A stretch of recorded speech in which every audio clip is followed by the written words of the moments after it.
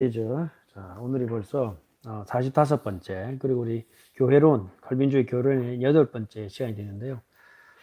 지난 시간에 우리가 그 칼빈주의의 만인 제사장론, 만인 제사장설, 모든 사람이 하나님 앞에 이제 제사장으로 부름받았다. 그래서 우리가 있는 곳이 성소다. 우리가 하는 일이 거룩한 일이다.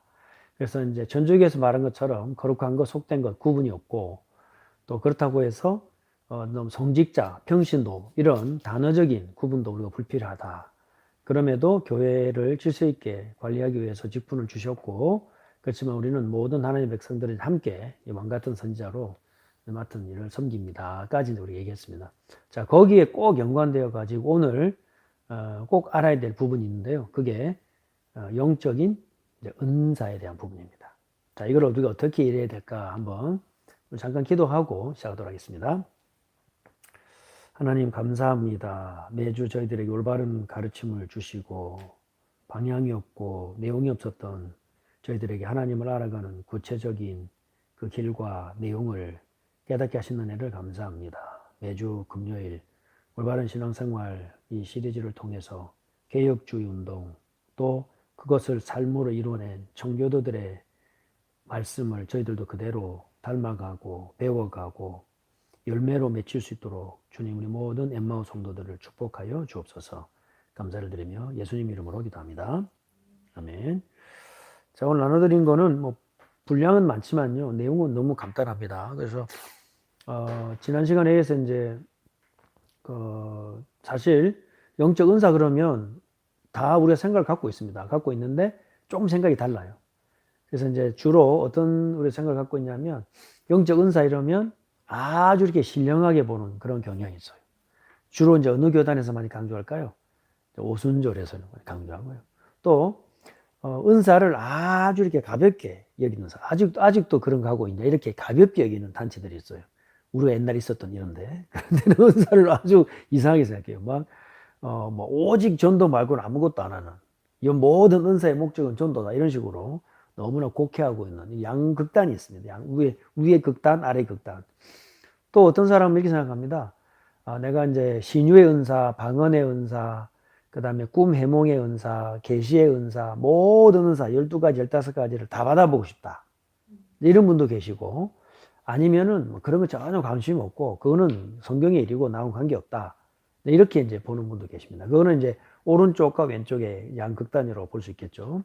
자, 그래서 오늘 우리가 영적 은사에 대한 개혁주의, 우리 장로교 언약신학에서 우리 그 영적 은사가 뭔가를 분명하게 우리가 정리가 되어야 이건 어디로 연결되냐면은 우리의 직업관, 또 만인 제사장, 또 제자도, 그 다음에 모든 우리 거룩한 성화의 삶까지 전부 다 연결됩니다. 자, 왜 연결되느냐? 우선 큰 대전제를 좀 말씀드리겠습니다. 자, 영적 은사는 어디에 필요하느냐? 우리가 교회 밖에 나가서 사는 것은 직업적인 소명관을 분명히 가져야 되는 거예요. 그죠? 자, 따라합시다. 소명관. 그죠? 직업적인 소명관이 분명히 있어야 되는데, 그런데 교회 안을 다스리고 지키는 건 뭐가 필요할까요? 영적인 은사가 필요해요. 자, 그런데 지금까지 우리는 어떻게 했냐면요. 이건 나중엔 직분하고도 연결됩니다. 우리가 지금까지 어떻게 했냐면, 주변에서 어른들이, 쟤 경건하고 착하다. 그럼 목사 되라. 야, 네 얼굴 보니까 장사 잘하고 돈 잘 벌게 생겼다. 장로해라. 이렇게 영적인 은사에 대한 교회 안에서 교회의 당회, 즉 교회 제도적인 차원에서의 은사를 단 한 번도 들어보지 못했어요. 그러니까 이제 한국 교회가 가지고 있는 어마어마한 장점이 있는데 이거를 지금 하나님 앞에 쓰임 받게 하기 위해서 가장 중요하게 우리가 기도할 제목이 직분론이거든요. 그리고 그 직분은 예배론으로 연결되고 이 예배와 직분론을 합쳐서 교회론이라고 합니다. 그래서 다른 말로 말하면은 한국 교회의 지금 제일 취약점이 교회론이에요. 자, 근데 이 교회론을 바깥을 향해 만인 제사장설에 의하여 바깥을 향해 적용하면 그게 직업적인 소명관이 되는 거예요. 그걸 가지고 교회 안으로 성도들 한 명 한 명이 하나님 앞에 어떻게 부름받았는가를 발견하도록 도와줘야 됩니다. 그게 영적인 소명입니다. 소명. 그리고 영적인 은사라고 할 수 있는 거예요. 근데 이거를 개별적으로 알거나 또는 집에서 부모님들이 알아주는 거 필요합니다. 그런데 개혁주의 영적 은사의 핵심은 뭐냐면은 교회 공동체가 인정해주는 은사라야 된다. 즉 다른 말로 말하면 교회 장로님들과 지도자들과 당회원들이 예를 들면 우리 교회입니다. 엠마오 교회에 필요한 은사라고 확증해 줘야 되는 거예요. 그러면 내가 하나님을 사랑하는 것과 교회가 공적으로 당회에서 인정해 주는 거하고 같은 맥을 갖게 되는 거예요. 이게 왜 중요하냐면 내가 하나님 앞에 부름받고 내 은사 있고 방언하고 신유하고 다 해요. 그런데 교회 질서랑 부딪히게 되면 어떻게 될까요? 자, 그거는 교회의 덕을 세울 수 없는 거예요. 그런데 나는 전혀 그렇지 않은데 전주교처럼 너는 뭐 해, 너는 뭐 해. 교회 일방적으로 정하면 될까요? 그것도 안 되는 거죠. 그래서 하나님이 내게 주신 콜링, 소명과 교회의 필요가 맞아지는 오른쪽 왼쪽과 상하가 맞아지는 그 접합 지점에 뭐가 있느냐? 나의 영적인 은사가 있습니다. 자, 그래서 오늘 다룰 교재는요. 우리 닥터 본 포이트레스 교수님이 쓴 이제 영적 은사가 무엇인가라는 책인데 제가 웨스트민스터 필라델피아에서 THM을 할 때 이제 저희 지도 교수였고요. 저는 이 책을 읽으면서 완전히 이해가 됐습니다. 영적 은사에 대해서. 그리고 너무 분량이 적지만 아주 굉장히 깊은 또 필요한 내용들을 담고 있고요. 오늘 다룰 내용은 요거를 바탕으로 해서 몇 가지를 정리할 건데요. 몇 가지 읽 거냐면 첫째는 뭐냐면은 자, 영적 은사에 대한 분명한 정의. 영적 은사가 뭔가 분명한 정의를 내리고요. 자, 그 다음에 그거를 어떻게 내가 적용할 것인가. 내게 주신 은사가 뭔가를 가지고 적용할 것인가. 그 다음에 은사를 주신 목적은 무엇인가. 자, 그리고 나서 뭐가 필요하냐면은 나는 내 영적인 은사를 내가 알고 있는가? 한번 진단해보고 평가해봐야 됩니다. 그리고 그게 맞는지를 객관적으로 살펴볼 필요가 있어요. 자, 왜 이래야 될까요? 지난 시간 이어집니다. 교회는 우리 게 아니고 그리스도 머리가 되시는 그리스도의 몸입니다. 그죠? 그러면 성령께서 이끌어 가십니다. 그래서 그리스도의 삼중직을 가지고 우리가 세상을 향해 직업으로 가는 게 있고요. 교회를 다스리고 확장해 나가는 은사가 있기 때문에 이거는 성령의 역사이기 때문에 우리에게 있는 은사도 성령이 주신 은사인 거예요. 그래서 spiritual gift, 영적인 은사라고 합니다. 자, 그러면 당장 우리가 이 처음 서론 부분에서 몇 가지 오해가 풀립니다. 첫째는 뭐냐면 내가 좋아서 하는 거를 영적 은사를 알았단 말이에요. 자, 맞습니다. 근데 거기 한 가지가 더 보태져야 되는데 그게 뭐냐? 교회의 객관적인 필요와 맞아야 됩니다. 자, 그 다음 두 번째는 뭐냐면 이 모든 은사는 어디서 주어졌느냐? 부활하신 그리스도에게로부터 왔습니다. 이게 왜 중요하냐면 내가 간구하고 금식하고 달라 해서 얻은 것을 은사로 알고 있기 때문입니다. 그것은 은사가 아닙니다. 내 필요할 수도 있고 나 욕심일 수도 있어요. 그 말이 무슨 말이냐? 그리스도께서 우리 각자 모든 성도 한 명 한 명에게 은사를 주신다는 말은 무엇을 섬기기 위한 것일까요? 교회를 섬기기 위한 거예요.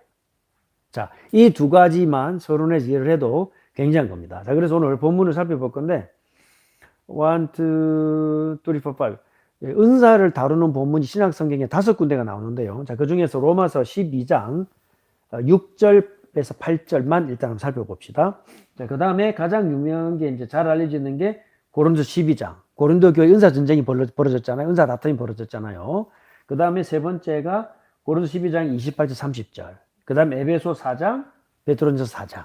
에베소 4장은 교회론이니까요. 당연히 직분과 은사가 반드시 필요합니다. 자, 그 중에서 로마 교회 말씀이지만은 그 바울이 갖고 있던 영적 은사, 교회를 세우는데 어떤 은사가 필요한가? 자, 6절에서 8절까지 같이 읽어보겠습니다. 시작.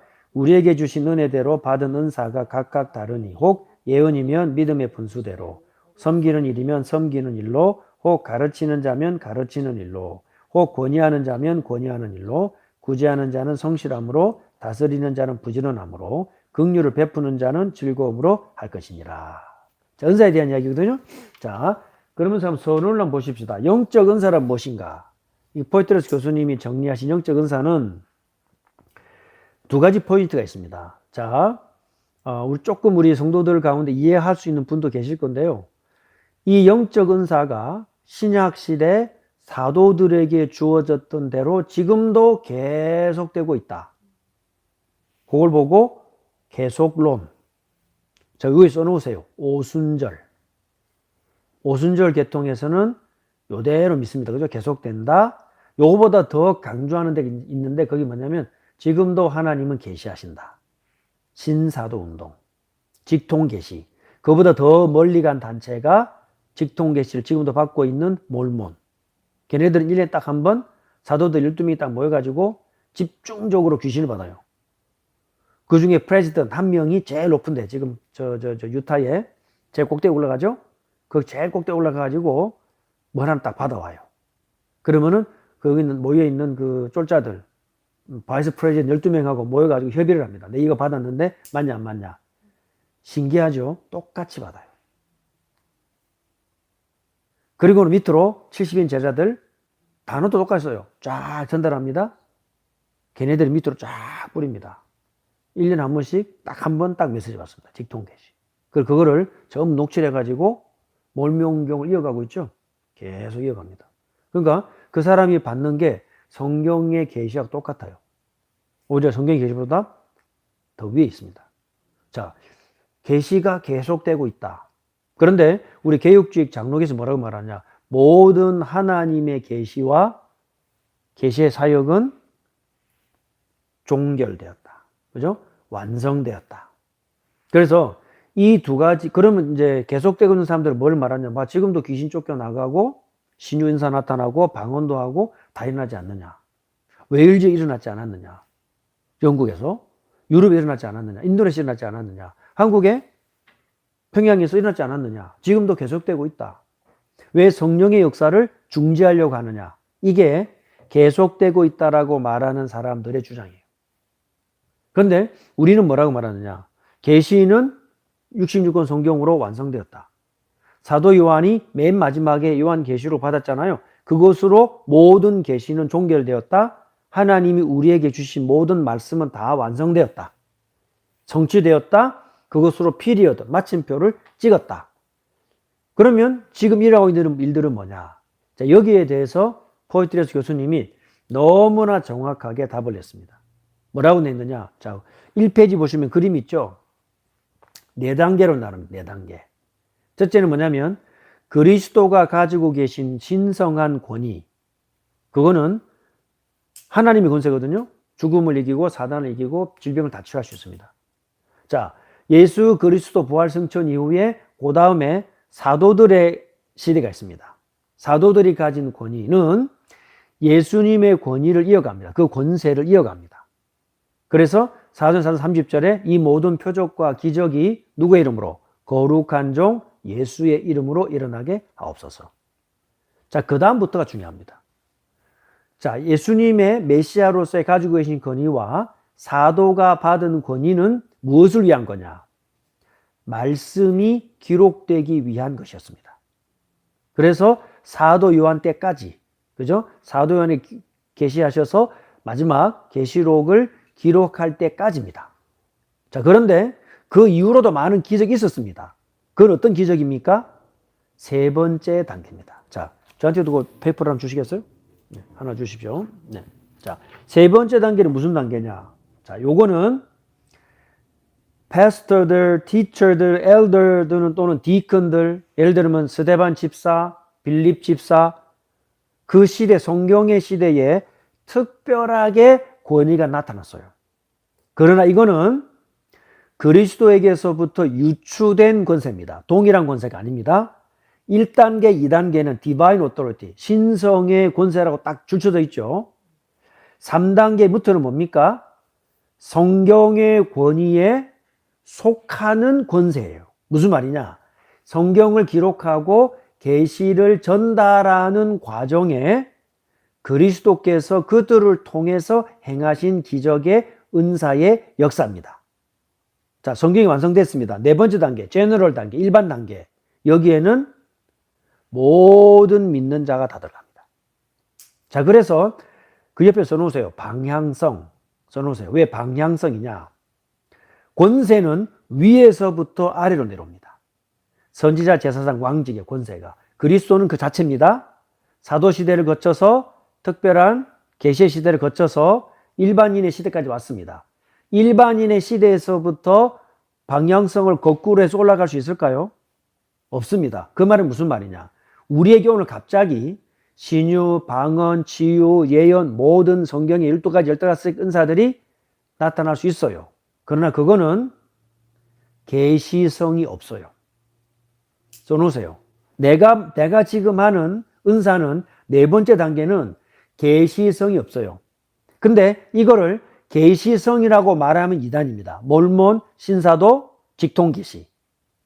그리고 거기에 준하는 권세를 가진 것처럼 말하는 모든 이단단체, 통일교, 신천지, 안상홍, JMS, 전도 강조하는 어디 단체까지 싹 다. 이거는 모든 성도들이 갖고 있어요. 그래서 모든 성도는 하나님이 세우신, 누가 세우든 간에 강단에선 그 하나님의 종의 말에 뭐 해야 돼요? 귀를 기울여야 돼요. 왜입니까? 모든 사람에게 주신 권세입니다. 그런데 특별한 한 사람을 세워놓고 그 사람만 메시지를 듣는다? 그 말은 뭘 어긴 건가요?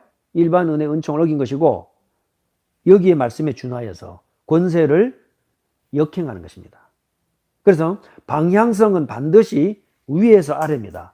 영의 세계에서 땅으로, 하늘에서 밑으로, 하나님에게서 우리에게로 오지 우리가 거꾸로 올라갈 수 없다. 그래서 이 영적 은사의 발현, 나타나는 단계가 메시아에게서 사도들에게로, 사도들에게서 특별히 성경을 받는 계시의 시대로, 선포의 시대로, 자, 그 다음에 일반의 모든 믿는 일반 성도들의 시대로 이렇게 쭉 내려온 거예요. 이거 하나 딱 정리돼 버리니까요 완전히 해결돼 버린 거예요. 이 그림 하나로. 포이테르 교수가 이 그림 하나로 모든 은사 논쟁에 관련된 것을 딱 끝냈습니다. 자, 그러면 계속 되느냐 안 되느냐를 따질 필요가 없어요. 왜? 성령께서 섭리를 따라 행하시기 때문입니다. 내게 병낫게 은사 나타날지라도 그것은 내 권세나 능력을 높이면 돼요, 안 돼요? 안 됩니다. 내게 그런 병 고친 은사 나타나 할지라도 그 목적은 뭡니까? 복음 전파, 말씀 전파를 위한 하나님의 작정과 섭리와 경륜에 하나님 하신 일을 드러내기 위한 것이지 그걸로 돈벌이하고 사람 모으고 교회 부흥시키고 내 밑에 줄 세우고 그거는요 너무 복음의 진리에서 어긋난 거예요. 그냥 자기 단체, 자기 회사를 만드는 거죠. 그죠? 영적인 것을 상품으로 팔아서 자기 뱃속 채우는 거잖아요. 그건 장사꾼이에요. 영적 장사꾼이에요. 그렇기 때문에 은사가 나타나든 안 나타나든 상관없다. 그래서 저는 뭘 따르느냐. 모든 하나님의 계시의 말씀과 계시를 위한 특별한 영적 은사의 활동은 충만히 성취되었다. 충족되었다. 그래서 종결되었다. 그 현상이 나타난다 할지라도 계시성은 있다 없다? 없어요. 그래서 특별하지 않은 거예요. 왜? 천주교도 하고 모슬렘도 하고 무당도 해요. 현상이 똑같이 일어나요. 그럼 걔네들에게 계시성 있나요? 없죠. 구원의 역사 있나요? 없습니다. 그래서 영적 은사에 대해서 왜 정확하게 구분해야 되느냐. 자, 첫째입니다. 방향성을 분명히 해야 됩니다. 아시겠죠? 우리에게 그런 일이 있어서 교회를 섬기는데 유익하다면 달라고 해야 돼요. 그러나 주심으로 누굽니까? 하나님이십니다. 자, 그래서 그 부분을 이해했다면요. 자, 이제 뭘 알아야 되느냐? 큰 두 번째입니다. 방향성을 이해했죠? 자, 큰 두 번째가 뭐냐? 모든 은사는 우리가 예전에 있었던 단체처럼 모든 은사는 전도를 위한 것이다. 맞아요, 맞아요. 자, 그 말이 얼마나 틀린 말인가 오늘 확인해야 됩니다. 먼저 답을 내겠습니다. 모든 은사는 그리스도께서 주셨습니다. 그렇죠? 그러면 그리스도께서는 머리가 되사 그의 모든 지체를 활용해서 무슨 일을 하십니까? 그의 몸된 교회를 확장해 나가기를 원하십니다. 그 일에는 어떤 은사가 필요하다고요? 기록된 은사만 15가지. 어느 만큼의 성도가 필요할까요? 전 세계 모든 성도들이 필요합니다. 그래서 은사를 주신 목적은 뭐냐? 자, 에베소서 4장으로 넘어갑니다. 오늘 이것으로 모든 답을 내야 돼요. 자, 에베소서 4장 11절.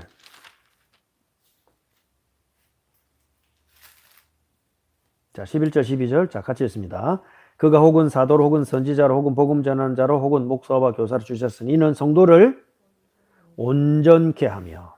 자, 첫 번째입니다. 성도를 온전케 하며. 그 다음 두 번째 뭐 일을 하며? 봉사일하며. 디아코니아, 섬김입니다. 테이블 매너입니다. 밥 잘 먹여야 돼요. 세 번째, 그로 인하여서 더 중요한 목적이죠. 누구의 몸을 세우려 하심입니까? 그리스도의 몸을 세우려 하심입니다. 여기에는 은사의 다양성이 들어가 있어요. 그래서 모든 은사는 전도를 위한 거다. 획일입니다. 획일화. 획일화 되었기 때문에 섬김이 없는 거예요. 그래서 용납할 수가 없어요. 다른 사람을 용납하지 못해요. 왜? 획일화 됐기 때문에. 그런데 은사를 주신 목적은 뭡니까? 교회의 덕을 위하여 그리스도의 몸을 세우기 위함입니다. 그래서 은사가 다양하게 나타나요. 이걸 우리가 지금까지 한국교회 배경으로 은사의 우열주의, 그죠? 그 다음에 은사가 내게 권위가 됐잖아요. 많은 은사 가진 사람이 교회에서 목소리를 높아요. 사세비교단 두 번 해보면요, 그 밑에 다 꿇어요. 여기 목사님들 사세비교단 한 사람, 단 한 사람도 못 봤어요. 그 불필요한 것입니다. 그죠? 시와 때를 맞춰서 금식하는 목사님도 있습니다. 그리고 얘기를 합니다. 내 금식한다, 기도해달라. 간단하게 합니다. 신약의 금식은 구약의 금식 다르다고 그랬죠. 신약의 금식은요, 기뻐하는 금식이에요. 주인을 맞이하는, 내 신랑을 기다리는 기뻐하는 금식이에요. 구약의 금식은 원통함과 아쉬움과 달라고 하는 게 있기 때문에 하는 금식이었고, 신약의 금식은 다릅니다. 오피지 목사는 금식합니다. 그러나 영적인 우월감을 누리기 위해서 하지 않습니다. 영적인 우월감을 자랑하기 위해서 은사를 구하지 않아요. 은사의 목적. 자, 첫 번째 방향성, 은사의 방향성. 두 번째, 은사의 목적은 뭡니까? 교회를 섬기기 위한 겁니다. 그러면 내게 있는 은사가 내게도 맞지만 세 번째, 교회에 필요한지를 살펴야 되는 거예요. 그러면 답이 나오죠? 그럼 뭐 해야 되느냐? 내게 맞는 은사를 내가 강구하고 있느냐? 교회에 필요한 은사를 내가 갖추고 있느냐? 그걸 맞춰가야 교회를 확장해 갑니다. 아니면 어떻게 돼요? 교회 생활할수록 불협화음 생겨요. 교회 신앙생 오래된 사람들끼리 계속 부딪혀요. 왜요? 은사가 부딪히기 때문에. 우열이 부딪힙니다. 경쟁하고 시기하고 질투합니다. 열등의식, 우월의식에 빠집니다. 헌금 누가 많냐? 얼마나 복된 겁니까? 근데 그거 갖고 경쟁합니다. 누가 섬긴다 안 섬긴다? 그거 갖고 또 경쟁합니다. 전부 다 어디에 잘못됐느냐? 은사의 목적. 그리스도의 몸을 세우려 하심이에요. 자, 그러면 우리가 지금 개혁주의 은사론, 이게 가벼운 주제인가요? 제가 볼 땐 아니에요. 지난주에 우리 만인 제사장만큼이나 그와 버금가게 중요한 게 영적 은사입니다. 자, 솔직히 말해서 내가 지금 교회를 섬기는 은사 나도 몰라요. 내가 어떤 은사를 받아 섬기는지 몰라요. 그죠? 내가 원해서 목사가 되고 사모가 됐고, 한국 교회는 특히나 엄마가 장자는 무조건 목사가 돼야 돼. 뱃속에서 성기도 했대. 그 하나님이야. 그죠? 직통 하나님이야, 완전히. 하나님의 그 직분으로 부르신 콜링이 없어요. 그러니까 내게 주신 은사도 하나님의 콜에 의하여 확인된, 객관적으로 교회 공동체에서 확인된 은사이면서 내게 맞는 은사인지 점검된 적이 단 한 번도 없어요. 너무나 기가 막히지 않나요? 이렇게 지금 한국 교회가 250년을 내려왔습니다. 그런데 제가 놀란 게 뭐냐? 이 책에서 이분에게는 너무나 정상적인 것이고 당연한 거예요. 근데 저는 너무 놀라는 거예요. 어떻게 교회의 필요에 맞는 영적 은사를 우리가 성경에 기록되어 있는데 단 한 번도 그렇게 생각을 못 해봤을까요? 정말로. 너무 신기하지 않나요? 정말 신기한가요? 그래서 영적 은사가 교회론 속에 들어가야 됩니다. 교회론 속에. 직분론만큼 중요한 게. 직분자를 세우는 거잖아요. 그리스도의 삼중직 대표자를 교회에 세우는 건데 그것만큼 중요한 게 뭐냐. 모든 성도들이 현장 나가서 만인 제사장으로 직업관, 제자도, 세계관 반드시 알아야 돼요. 그러나 교회 안에서 내가 교회를 섬기는 뭐가 있어야 돼요? 은사를 발견하죠. 그러니까 어떤 사람은 사모하는데도 못 찾아. 근데 나는 하기 싫어. 안 하고 싶은데 주변에 자꾸 막 해라 그래. 참 너무나 아이러니한 일입니다. 그래서 오늘 그 부분에 완전히 답을 냅시다. 자, 1페이지 보세요. 은사를 주시는 분. 은사는 삼일체 하나님 특별히 성령을 부어주시는 성천하신 그리스도에게서 온다. 이해되죠? 은사는 우리 게 아닙니다. 교회를 섬기기 위해서 그의 백성들에게 그리스도께서 나눠주시는 선물이에요. 자, 여기까지 기억하시면 되겠고요. 자, 그래서 많은 게 있지만 그때 당시는 이제 교회가 세워져야 되고 교회가 이제 외형을 갖춰야 됩니다. 그리고 계시의 말씀을 받아야 되는 시대이기 때문에 사도, 선지자, 복음자, 이벤젤리스트. 요 세 개는 지금 없습니다. 알겠죠? 사도 시대로 끝났습니다. 자, 따라합시다. 사도, 선지자, 전도자. 요 전도자는 우리 일반 성도 전도자도 다 전도자인데 이때는 뭐냐면 스데반, 빌립 같이 이게 순회하면서 전도와 함께 말씀의 계시를 받는 사역을 하는 자들이 있었어요.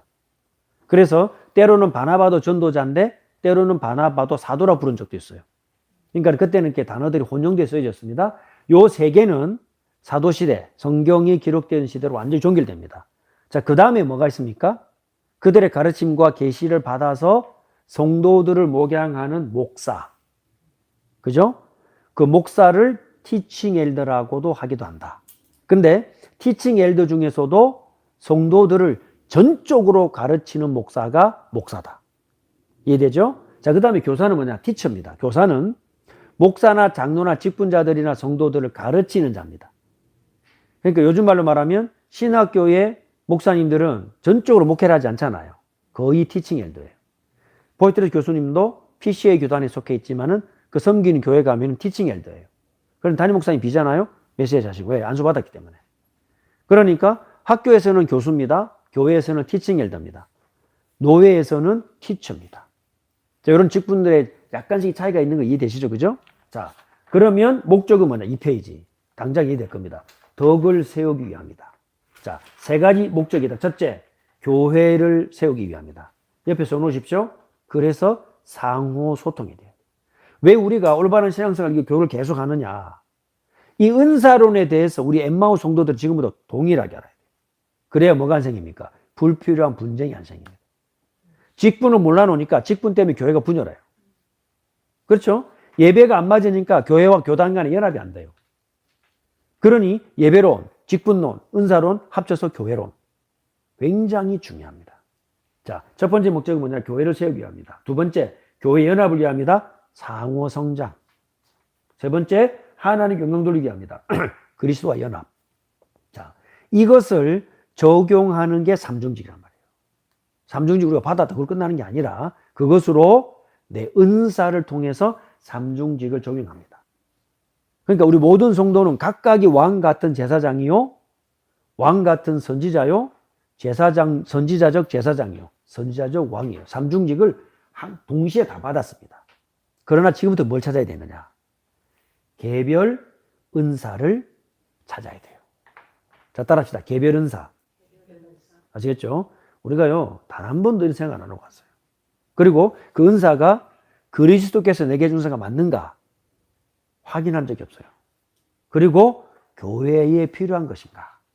점검받은 적이 없죠. 당회는 꼭 성도들의 이 객관적 은사에 대해서 객관적으로 인정해주고 격려해주고 임명해줘야 됩니다. 그럼 교회가 얼마나 든든하게 살아가겠습니까? 그죠? 자, 먼저 좀 알아봅시다. 자, 비상은사가 있다. 아까 말씀드렸죠? 사도시대에 국한된 겁니다. 선지자, 사도, 전도자. 이건 비상사역을 위해서 성경을 만들어야 되는 시대였기 때문에 비상사역입니다. 그래서 그때는 기적도, 신유도, 은사도, 방언도, 치유도 다 나타났어요. 뭘 위해서입니까? 말씀을 기록하고 보존하기 위해서입니다. 자, 근데 지금은 뭐냐? 지금은 항상 상자입니다. 상천, 영구적인 일반 은사가 주어졌다. 옆에 써놨죠? 가르침, 긍휼, 다스림, 권위. 이거는 교회 시대 전체에 내내 주님 재림할 때까지 지속돼야 될 은사들입니다. 그래서 뭐가 필요하냐? 성경의 검증이 필요하다. 줄쳐놓으세요. 모든 은사가 필요하고 일어날 수 있습니다. 그러나 반드시 성경의 검증을 받아야 되기 때문에 당회의 관리 아래에 있어야 됩니다. 지금까지 내가 방언하는 거, 당회 검증받는 사람 단 한 명 있나요? 기도원 가서 방언 받고 와서 방언 자랑하죠. 진유 받았다고 진유 자랑하죠. 그거 없는 장로님들 이상하게 저 영권도 없다면 이렇게 바라보고 장로님들 괜히 쪼리고, 그죠? 그거 받은 권사 밑에 가서 장로님들이 머리 숙여 안수 받고, 이런 우픈 일들이 어느 특정 교단을 말하면 이상하지만요, 한국 교회 팽배합니다. 전부 다 어디서 잘못됐나요? 월스 신앙 고백서 차근차근 밟아서 내려와야 이게 이해가 되는 거예요. 우리는 지금 이 내용을 은사론에서 딱 한 번 듣지만 다 이해가 되고 받아들여지죠? 왜 그럴까요? 소요리문답과 월스 신앙 고백서가 차근차근 깔렸기 때문에 이제 영적 성장을 위해서는요, 영적 은사 개발해야 됩니다. 여러분이 직업을 놓고 은사 달라고 기도하셔야 돼요. 여러분이 직업이랑 분명한 관점이 있어야 돼요. 세계관이 분명해야 돼요. 어떤 정치인, 경제인, 철학자, 예술가, 어떤 사람을 만나도 우리가 가지고 있는 기독교 세계관과 철학이 그들을 섬길 수 있고 답을 주셔야 됩니다. 십자가 메시지 쫙쫙 그려놓고 막 귀신적, 이것만 복음이 아니에요. 그건 복음도 아니에요. 그가 갖고 온 살아온 삶의 모든 것을 부드럽게 바꿔줘야 돼요. 거기에 뭐가 쓰이느냐? 내 영적인 은사가 쓰입니다. 자, 교회의 2페이지 보십시오. 교회의 평범한 사역 속에서 지속적으로 사용될 수 있어야 한다. 자, 그래서 3페이지 보십시오. 다양성과 연합이 나오잖아요. 그럼 보십시오. 아까 말씀드린 대로 모든 은사는 전도만을 위한 거다. 뭐가 깨져요? 다양성이 깨지고 교회 연합이 깨진단 말입니다. 그 교회가 분열하죠. 그래서 시기가 들어오고 그걸 갖고 있는 사람은 교만해져. 왜? 그 사람 밑에 메시지 받아가야 되잖아요. 그거는 교회가 아닙니다. 그럼 보십시오. 하나가 틀린 게 아니라요, 모든 게 잘못됐어요. 우리도 그랬습니다. 저도 마찬가지고. 누구도 이걸 피해갈 수 없습니다. 그래서 모든 은사는 기능이 있는데 그 기능은 뭐냐? 섬기는 것이다. 그죠? 가르침이든, 섬김이든, 권면이든, 베품이든, 모든 것은 섬김을 합니다. 왜? 주신 자가 그리스도시기 때문에. 그의 몸을 위해서 우리에게 은사를 하나 허락해 주신 거죠. 모든 살 다 갖고 그 충만하게 갖고 있는 유일한 분은 그리스도 한 분밖에 없어요.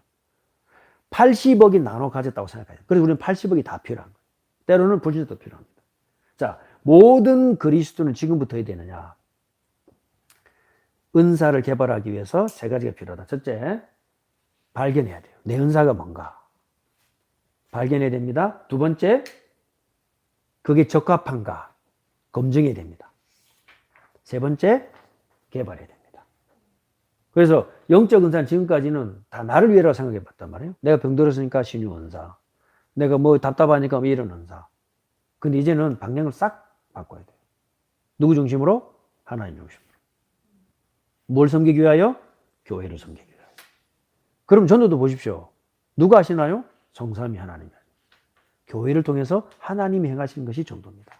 거기에 영적 은사가 다 필요하다. 자, 그래서 모든 성도의 사역은 섬기는 사역인데 모든 지체가 함께 일할 때 교회는 건강하게 세워져야 한다.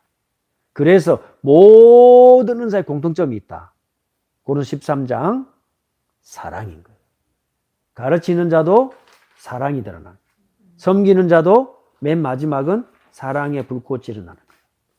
권면하고 권징하기도, 뭐 장로님들 권징합니다. 거기에도 사랑이 묻어나가야 됩니다.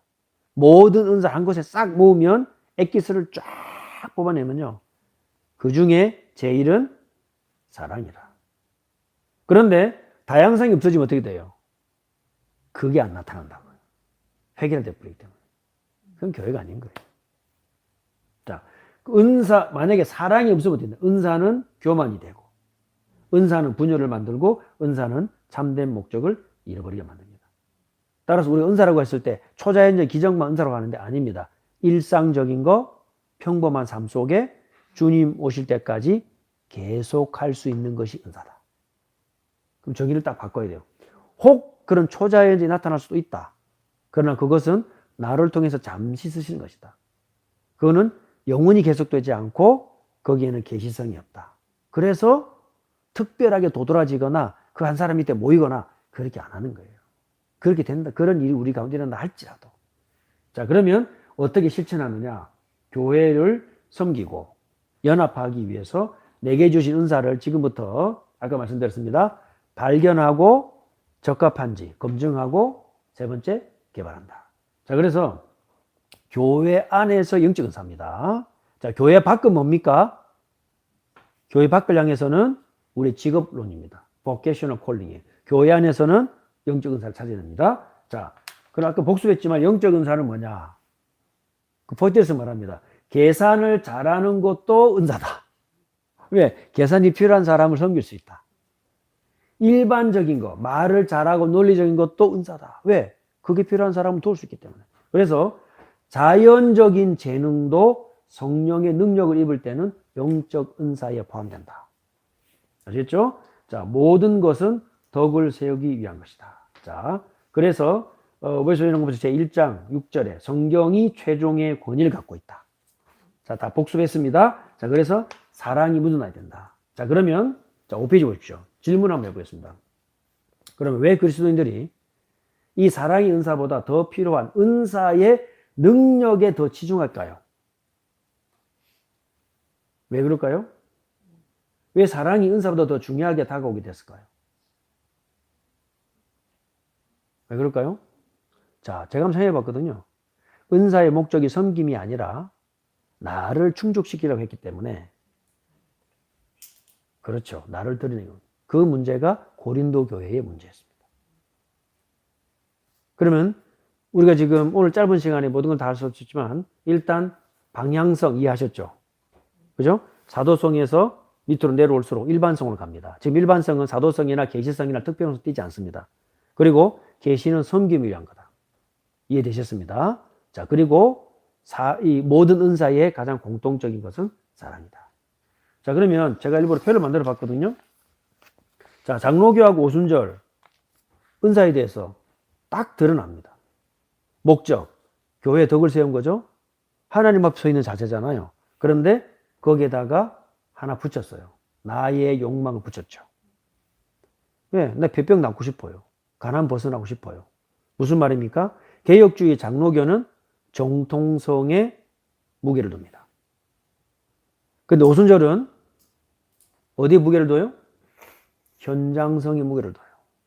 갔더니 다 가난하고 밥 굶고 병들어 있고 아프고 희망도 없고 가정 쪼개졌고 이혼 가정에 고아야. 걔한테 무슨 성경을 가르쳐 교리를 가르쳐 당장 답을 주고 당장 낫게 해줘야지. 어디 향해 달려가나요? 현장으로 달려가죠. 그래서 정통성이 다 깨지는 거예요. 자, 기적은사 사도시대 중심이고 사도성에서 일반성으로 내려왔습니다. 여기는 아직도 사도성을 유지하려고 해요.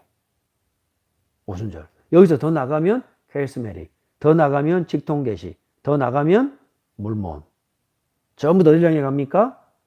계시성이 종교를 가지 않아요. 우리는 그리스도의 성육신 성령 강림처럼 계시의 종결 이미 완성됐다라고 우리 믿습니다.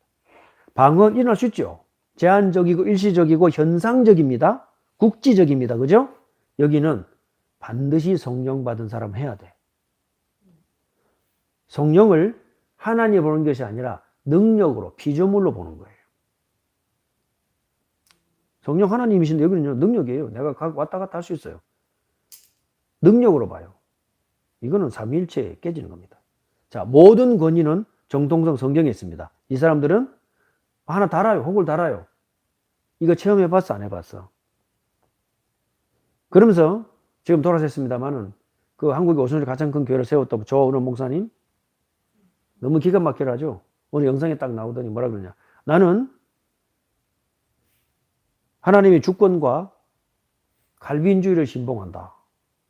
그런데 어쩌다가 내가 하나님의 그 주권에 따라서 이렇게 성령 운동을 하게 됐다. 그러니까 성도들이 막 웃더라고요. 제가 보니까요, 하나님 주권도 아무것도 이해가 되지 않은 것 같아요. 하나님의 주권이 이해되고 장로교 신학이 이해됐으면 그렇게 말할 수가 없고 그런 일을 행할 수가 없습니다. 그분은 제가 볼 때는요, 글쎄요, 제가 평행할 입장은 아니지만 그 말 자체로 봤을 때는 이 중요한 내용을 전혀 이해 못하고 계신 것으로 저는 그렇게 판단이 됐습니다. 자, 뭘 강조합니까? 교회 안에 객관적인 질서 있는 사회를 강조하죠? 여기는 현장이 풀어놨어요. 완전히 풀어놨습니다. 그죠? 자, 그러면 보십시다. 왜 이런 일이 생겼는가? 한국 교회의 편만한 쫙 퍼져 있는 5가지 오해. 성령을 하나를 보지 않습니다. 능력으로 보기 때문에 5가지 오해가 있다. 첫째, 방언받았냐? 방언은 성령 세례의 증거이다. 틀렸습니다.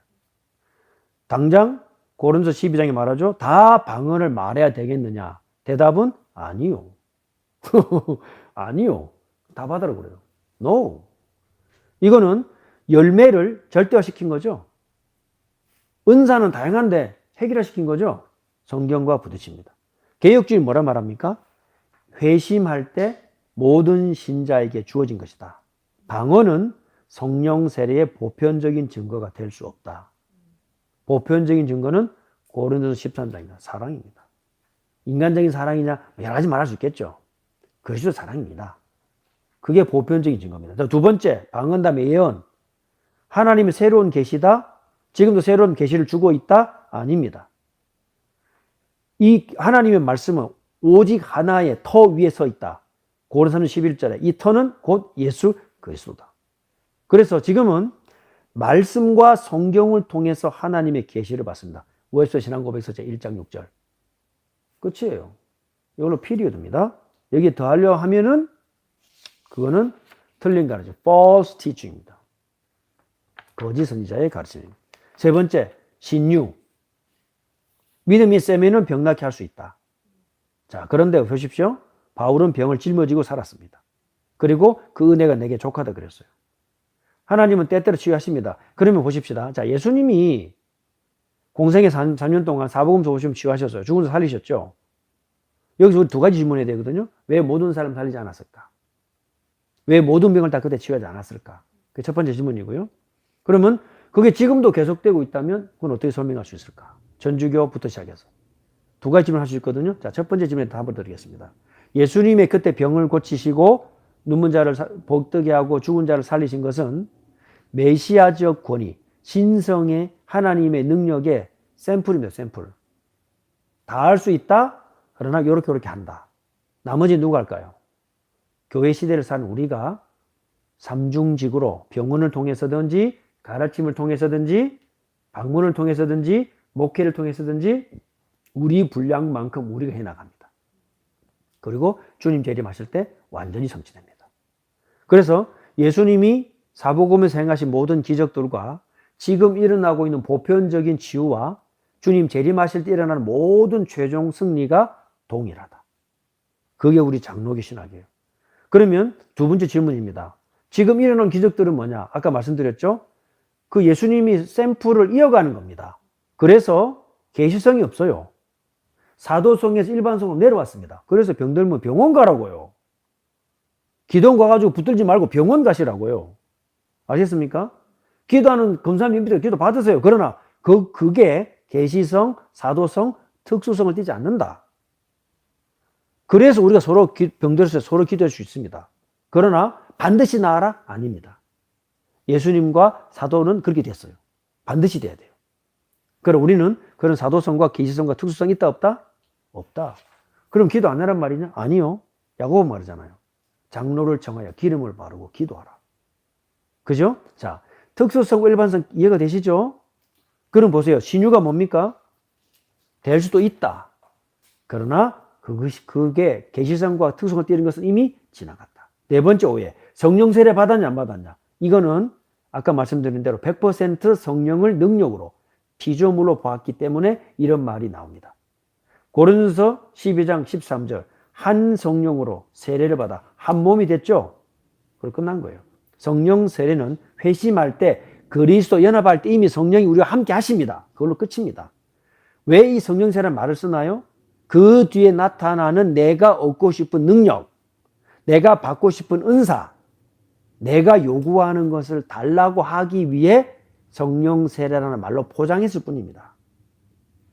그리고 우리는 필요치 않습니다. 다섯 번째, 자, 이거를 체험해야지. 개인적인 체험을 강조합니다.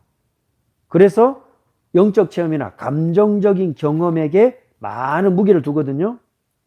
근데 우리 오늘 이미 답을 얻었습니다. 모든 은사는 성령을 나타나심을 유익하게 하려 하십니다.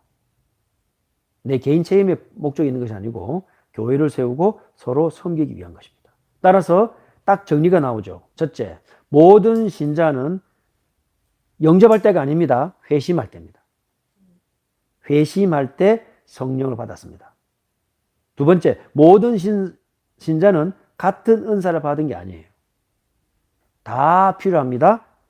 최종 권위는 성경에 있고 은사는 교회를 세우기 위해 존재하며 사랑이 모든 은사보다 큽니다.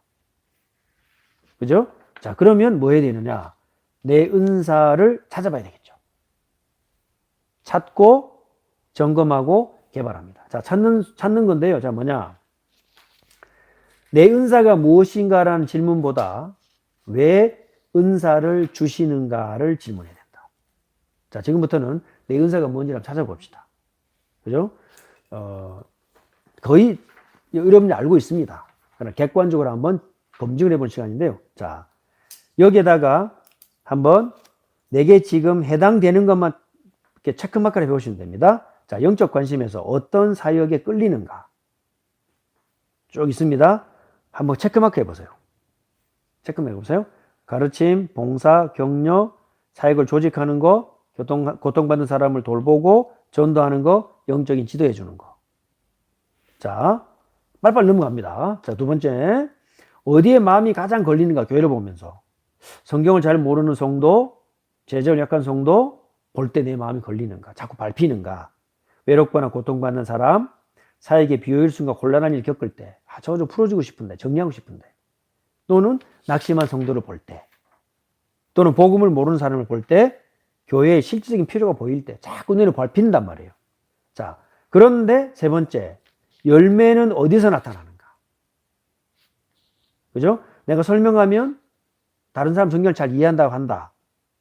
또 내가 이렇게 얘기하면 격려가 너무 된다고 한다.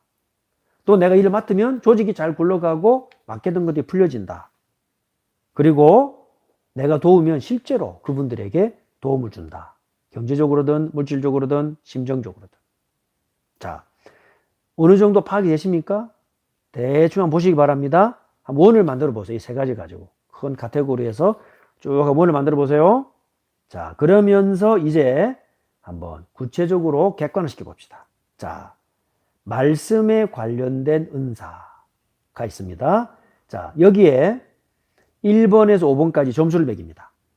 1번은 전혀 아니다. 5번은 정말 그렇다. 그 3번은 보통이다. 그러면 정말 아니다와 보통 사이에 2점. 그 다음에 보통과 매우 그렇다 사이에 4점이 있습니다. 그래서 1점부터 5점까지 중에 점수를 매깁니다. 자, 가르친 은사에 대한 부분입니다. 자, 성경 연구를 좋아하고 다른 사람이 그 의미들을 이해하도록 돕는 데서 기쁨을 느낀다. 저는 여기에다가 100점을 주고 싶습니다. 5점으로 부족합니다. 예, 자, 그리고 뭔가 사람 어려운 결정을 내릴 때 거기에 대해서 성경적인 조언이나 지혜를 구하기 위해서 나를 자주 찾는다. 나를 찾아주면 좋겠다가 아니고 나를 찾고 있다. 몇 점 주고 싶습니까? 자, 그들에게 성경을 설명할 때 나는 즐겁다. 그리고 다른 사람들이 이해했다라고 나에게 말해준다. 바른 교리를 가르치고 지키고 싶다. 신학적인 오해를 온유함과 부드러움으로 바로잡고 사람들을 진리로 인도하겠다는 강한 내적인 그런 부담감을 느낀다. 자, 각각에다가 1점부터 5점까지 중에서 점수 좀 줘보세요. 자, 그리고 빨리 하십시오, 빨리. 그리고 전체 몇 점인가 빨리 계산하세요. 합계 몇 점. 자, 아세요? 자, 그 다음에 권면에 대한 부분입니다. 권면. 자, 여기까지 읽고 나머지는 여러분들이 직접 빨리빨리 나갑니다. 자, 권면. 낙심한 사람을 내가 딱 보면 안다. 격려의 말을 내가 자연스럽게 나도 모르게 나온다. 그리고 사람들이 나에게 상담 요청해 온다. 그들의 신앙이 자라고 돕는 것을 보는 것을 좋아한다. 그들에게 성경적인 진리를 나눌 때 사람들은 그것이 자기들 너무 명확하고 확신이고 위로가 되었다라고 나 자주 말해준다. 점수 빨리 매기세요. 합계합니다. 자, 지금 해보세요. 자, 지금 해야 됩니다. 이 자리에서. 자, 그 다음 봉사와 돌봄. 성도들의 육체적, 정서적, 영적 고통을 볼 때 실제적인 도움을 주고 싶다. 내가 마음이 그들에게 간다. 가까이 간다. 인정받지 않아도 나는 기쁘다. 그리고 다른 사람들이 놓친 일들을 나는 정말 잘 따라가고 팔로우업하고 캐치업하고 발견한다. 그들을 뒤에서 돕는 것이 기쁘다. 교회를 방문한 방문자들이나 또 우리 교회를 처음 찾아온 사람들에게 그들을 우리 집으로, 내 집으로 초대하고 환영하고 그들에게 대접하고 그렇게 하면서 나는 너무 기쁨을 느낀다. 자, 점수를 빨리빨리 매겨보세요. 자, 긍휼과 구제하는 사역입니다. 나는 물질이나 재정을 전적으로 하나님 주신 정직히 기쁨을 여기고 실제로 교회에 고통받는 사람들을 구제하는 일에 내 마음이 움직인다. 그리고 제 재산이 거기에 투여되기를 기뻐한다 이 말이죠. 병자나 외로운 사람을 방문한다. 그냥 가겠습니까? 그죠? 자, 실제로 물질이 쓰입니다. 사람들이 그렇게 위로를 받을 때 나는 기쁨을 느낀다. 상처받는 사람, 오래된 사람들을 인내하면서 돌본다. 많은 시간과 물질이 투여됩니다. 정말 집사의 마음이죠. 다른 성도들이 나의 책임감 있는 모습에 감사하며 내가 짐을 나눠진 덕분에 자신들의 사역에 더 집중할 수 있었다라고 말한다. 실제적인 도움이 줬단 말이에요. 자, 빨리 점수를 매겨보세요. 자, 어떤 사람도 리더십, 행정, 조직이 있습니다. 교회 안에서 눈에 띄지 않는 실질적인 필요를 발견하고 기쁜 마음을 나서서 조직화한다. 이거는요, 아주 고도의 행정력이 있는 겁니다. 교회가 원활하게 운영되도록 세부 사항을 관리하고 만들고 행사를 기획하고 체계를 갖춰가는데 그게 너무 기쁘다. 사람들이 나의 그 결정을 신뢰하고 함께 일하도록 주변에 모인다. 자, 점수를 매겨보세요. 자, 그 다음 지도력과 목양입니다. 이거는 장로에 해당됩니다. 사역이 나아가야 할 큰 그림이 자연스럽게 파악된다. 교회를 보고 지역을 보면서 큰 그림이 보여진다. 그리고 그들에게 목표를 줄 수 있는 리더십과 동기부여를 분명하게 한다. 그걸 나누어서 움직이는 소그룹, 주일학교 반원들의 영적 건강을 살피고 보호하려고 하는 본능적인 마음이 생긴다. 뭘 도와야 될지 알겠다 이 말이죠. 자, 동료 성도들을 죄에서 돌이키고 그리스도께서 인도하기 위해서 어렵지만 사랑이 담긴 대화를 나눌 수 있다. 그 대화를 권면할 때 그들이 기쁨으로 받아들인다. 말했는데 기분 나빠지면 안 되잖아요. 그죠? 그런데 이렇게 말하면 그들이 받아들인다. 사역을 조직하고 갈등을 해결하고 미리 다가올 위기를 준비한다. 다른 사람들이 나의 인도를 기꺼이 따르는데 그때 그들과 함께 성숙함을 느낀다. 영적으로 사랑을 느낀다 이 말이죠. 자, 어떤 사람은요, 불신자에 대해서 마음이 간다. 잃어버린 사람에 대해서 마음이 움직인다. 그들에게 자연스럽게 그들이 알고 싶어하는 복음의 내용을 말한다. 월선 신앙 것을 가지고 하나하나 전달한다. 사람들이 나에게 신앙에 관련된 질문을 해온다. 그리고 구원의 메시지를 설명하는 것이 기쁩니다. 자, 여기까지 점수를 한번 쫙 매겨보세요.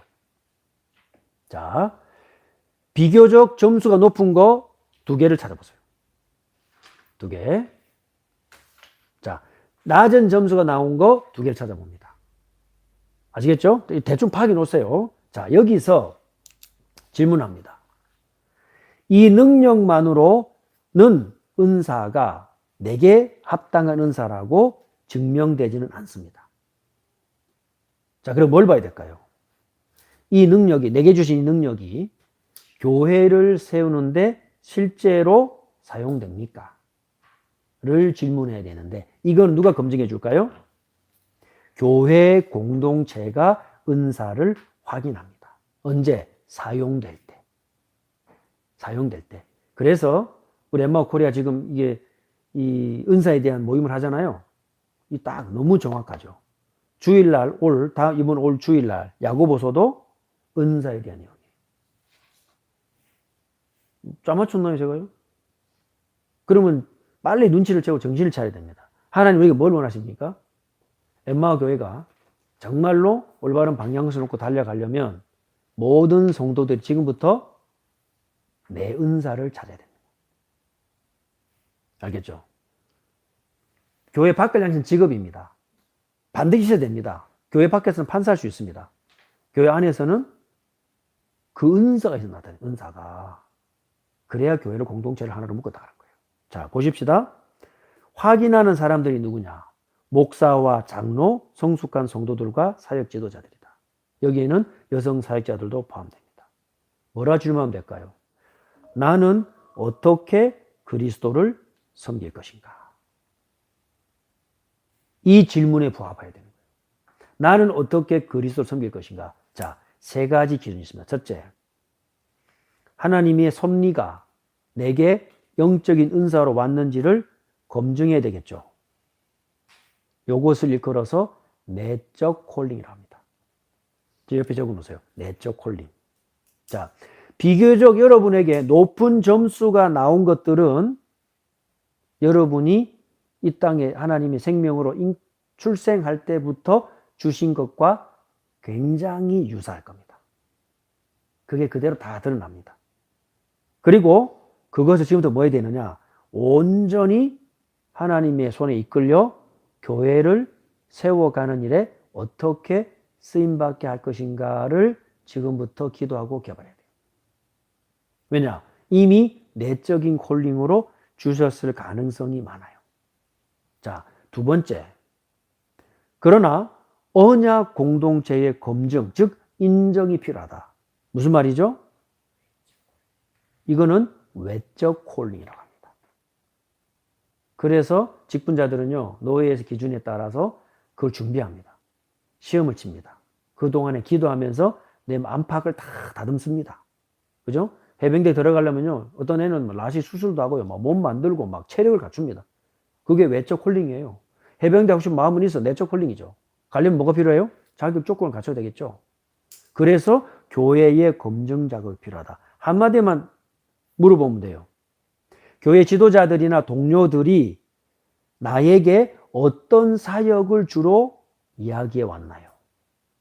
그 말은 주변에서 나에게 어떤 사역이 맞다라고 그렇게 보여지고 있었나 이 말이죠. 내가 가르치는 사가 내가 좋아합니다. 그러나 아무도 나에게서 배우지 않는다면 그것은 검증되지 않는 거란 말이죠. 그렇죠? 그래서 내적 콜링과 외적 콜링이 만나는 지점이 있다. 그게 뭡니까? 세 번째입니다. 그 사랑을 검증한 덕을 세울 수 있어야 된다. 무슨 말이죠? 열매가 나는 쪽이에요. 성도들이 나의 어떤 섬김과 영적인 은사를 통해서 실제로 유익을 받았다고 말합니까? 내가 지금 어떤 열매를 맺고 있는 건가요? 그죠? 그래서 낮은 점수가 나온 거는요, 외적인 콜링과 연관시켜보면 많은 교훈을 얻을 수 있어요. 그러나 내적 콜링과 외적 콜링이 만나는 지점이 있습니다. 그 사랑이 열매로 피어나는 것이죠.